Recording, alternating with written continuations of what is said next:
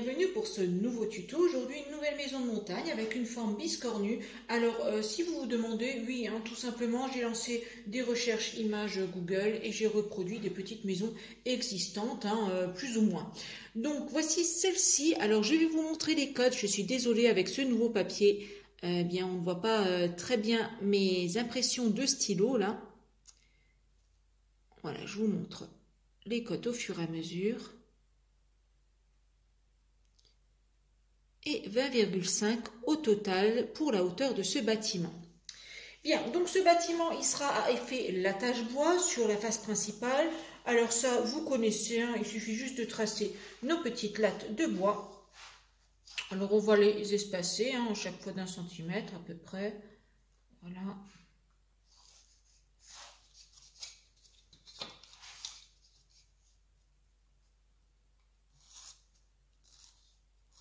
Donc pour l'effet bois, on trace sa latte et puis ensuite, vous connaissez, on vient avec un petit cutter et bien faire le marquage au bois.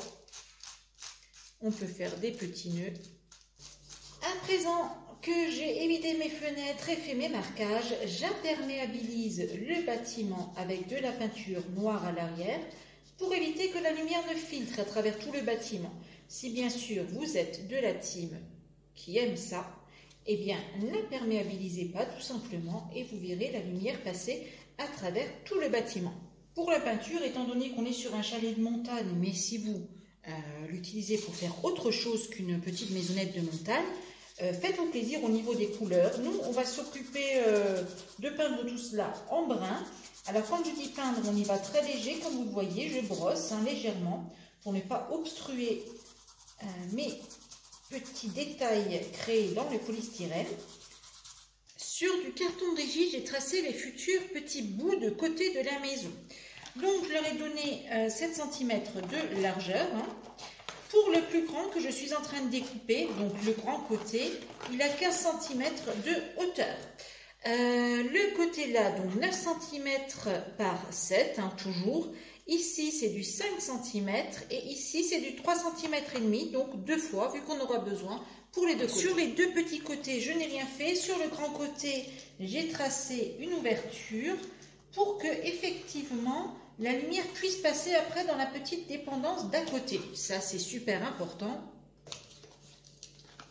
Sur ce côté-là, donc le côté ici, j'ai tracé une ouverture pour réaliser une fenêtre. Et pareil pour le côté juste au-dessus. À présent, je vais recouvrir mon carton avec ce genre de petit papier imprimé. Alors, c'est trouvé chez Action, rayon créatif enfant, pour ceux qui se demanderaient. Pour changer un peu, pour réaliser les fenêtres, je vais utiliser, vous voyez, ce fond de... Raca biscuit de Noël, encore une fois, ça sert, vous voyez, on recycle quasiment tous les emballages de ces biscuits de Noël, c'est formidable. Et donc, voilà ce que ça va me donner en rendu, des petites fenêtres de ce style, et je trouve ça super joli.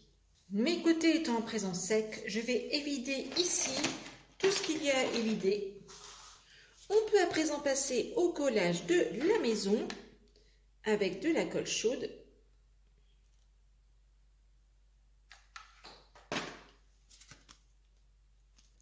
Et on colle bien.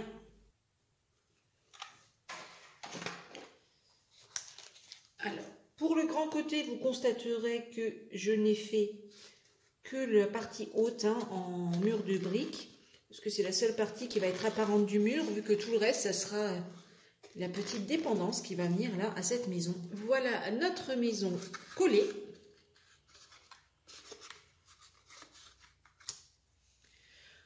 On passe au toit qu'on réalise toujours avec des chutes de carton.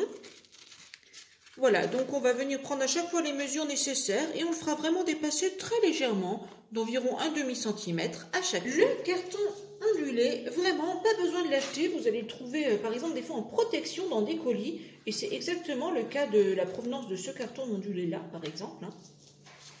Pour réaliser la petite dépendance, voilà, j'ai créé 3 petits murs en effet briquette. Donc exactement de la même façon que l'effet pierre. Pour les dimensions, cela ils ont hop, 11 cm de hauteur hein, sur les deux côtés. Et en largeur, ils ont 7 cm.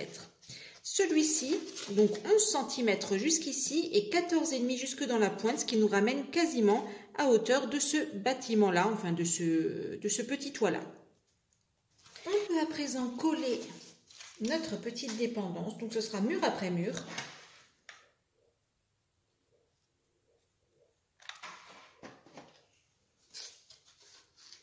Voilà, on fait bien attention de coller bien au bord. Alors ne vous inquiétez pas pour la colle ce coup-ci, vu qu'on va venir ensuite mettre une petite finition dessus.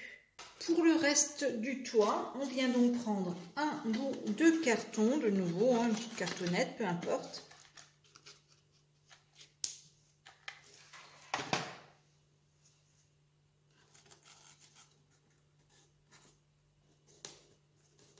Les baguettes, je les ai coupées dans du polystyrène 3 mm, hein, j'ai fait des baguettes de 5 mm de largeur, voilà.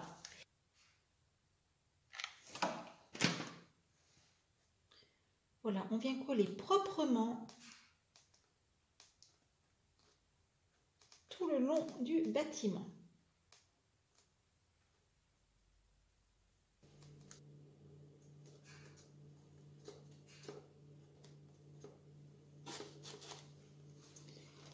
Voilà ce à quoi c'est censé ressembler.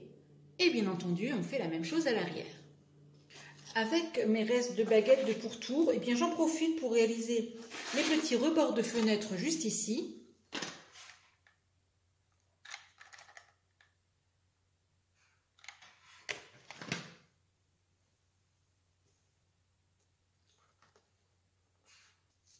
J'ai décidé que cette maison serait une maison d'excursion en chien de traîneau.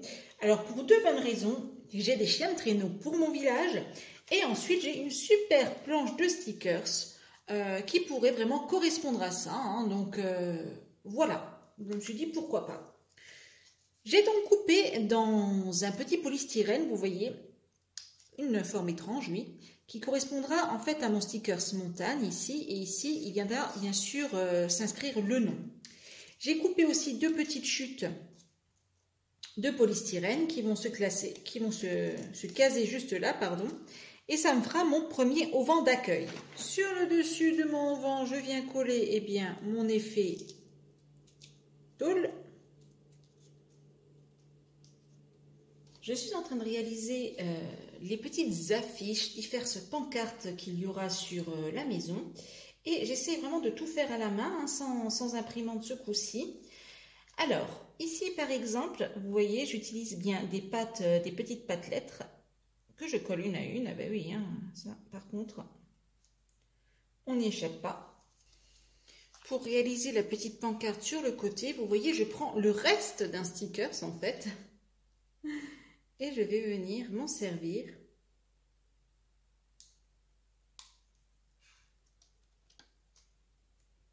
comme gabarit sur ce papier.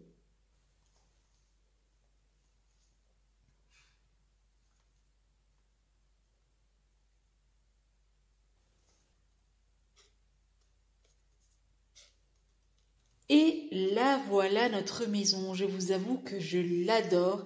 Elle est vraiment très très jolie. Alors, je vais m'approcher pour vous montrer un peu les détails. Donc, toutes les décorations sont faites avec des stickers ou avec des petits papiers issus de blocs de scrapbooking. Les écritures sont réalisées majoritairement soit à la main, soit avec des petites pattes lettres, comme on peut voir ici. Je me suis rendu compte notamment que j'avais écrit Summit avec des W au lieu de M, parce qu'on voit bien la différence quand même. Et c'est plutôt rigolo parce que du coup on dirait des petites montagnes, ça rappelle le dessus de l'image. Et puis surtout je me rends compte que j'ai peut-être toujours écrit Émilie au lieu d'Émilie dans mon assiette. Bien, passé cela, j'ai aussi fait des petits tas de bois. Et puis sur le côté ici, on a des petits kayaks pour les excursions en montagne, autre qu'avec les chiens de traîneau. Regardez le rendu lumière à travers la fenêtre, c'est vraiment génial, hein, à travers ce genre de fenêtre, ça rend vraiment bien. Hop, on se recule Et on va passer maintenant de l'autre côté. De l'autre côté, eh bien, c'est la boutique d'Abichaud. Eh bien oui, hein, donc réalisé aussi pareil, avec des stickers pour la vitrine. Hein. Et voilà le côté. Si vous avez aimé cette maison, alors je vous mets la maison de laquelle je me suis inspirée. N'hésitez pas à me mettre un petit pouce bleu, à me mettre un commentaire, à vous abonner si ce n'est pas encore fait. Quant à moi, je vous retrouve bien, très bientôt dans une prochaine vidéo. Je travaille déjà sur la prochaine maison pour nos coins montagne et elle sera plutôt sympa. C'est la Ski School et on la retrouve très prochainement sur la chaîne. Pensez bien à vous abonner si ce n'est pas fait et à activer la petite cloche des notifications. Je vous retrouve très bientôt pour un prochain tuto et en attendant, bricolez bien.